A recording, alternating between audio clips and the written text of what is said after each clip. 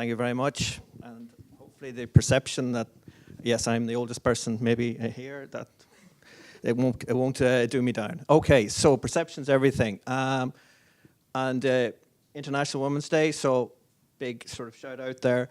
The women of the world, and particularly my wife, okay? And she and I perceive things very differently.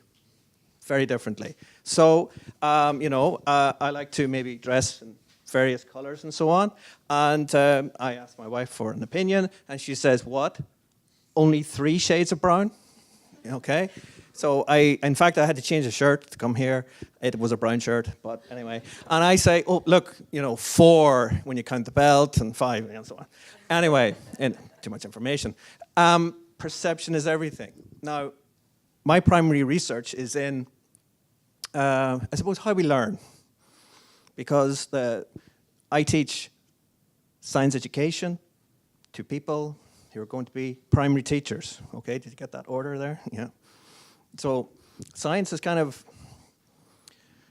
I've got to work it down, for people. But I'm also on the kind of looking at the return of that. Like, how do people actually not acquire knowledge, because it's not like, I just pick up a bit of stuff and I've got it. I've got this concept, all right? It's something quite different. And how I go about this research is I take pieces from my experience as a biologist, my worms. I love my worms, okay. And in my study of worms originally, no problem, okay. I thought whoa, time dilation, I'd lost like a minute and a half there. All right, but no. So in my study of worms, we look at things like metrics, very, very minute measurements and ratios of these measurements, and explaining, I suppose, not the structure of the worms, but actually their relationship to each other, okay? So classification. And you've a missed call. Okay. Okay, that's throwing me slightly. Okay.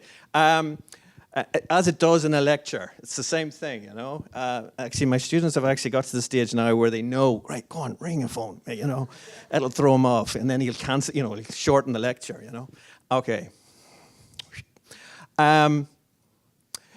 Apply that then to people's learning. So we're moving from, if you like, a physical space and 3D measurement. I'm thinking of, okay, perceptions. Features of what people pick up in a lesson, in a science activity when doing an experiment. Okay, and then some way to quantify that.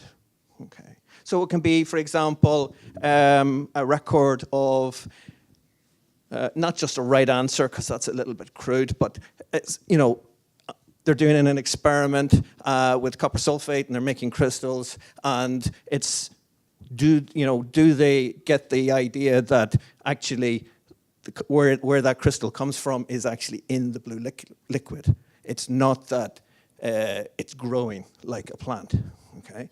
So I can score, the guys who on a rubric that have devised, yes, they've got an idea that that's not growth, even though we're using that word, of a crystal, but that it's an accumulation or coming out of a solution.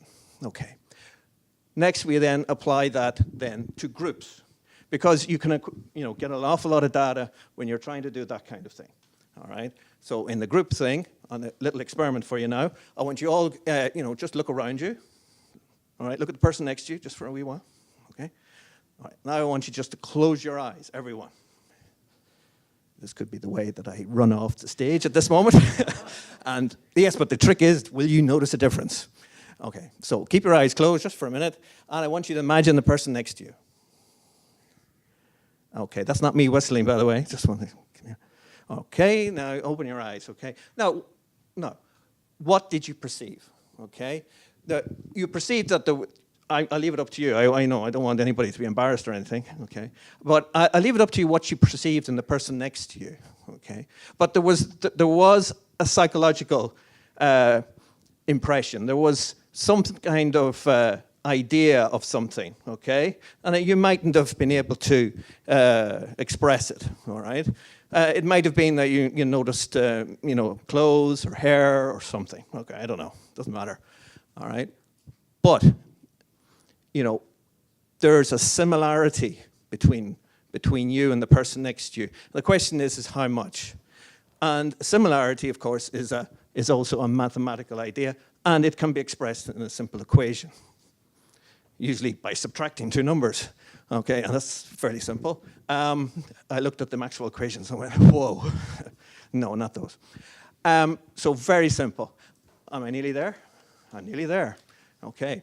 And so we can build up, large quantities of numerical data and then map learners or people before you or worms or all sorts of things, classify and categorize how well you fit into one category or another. In other words, how well you fit into, do you think crystals grow like plants, or do you think crystals are just coming out of solution? Thank you.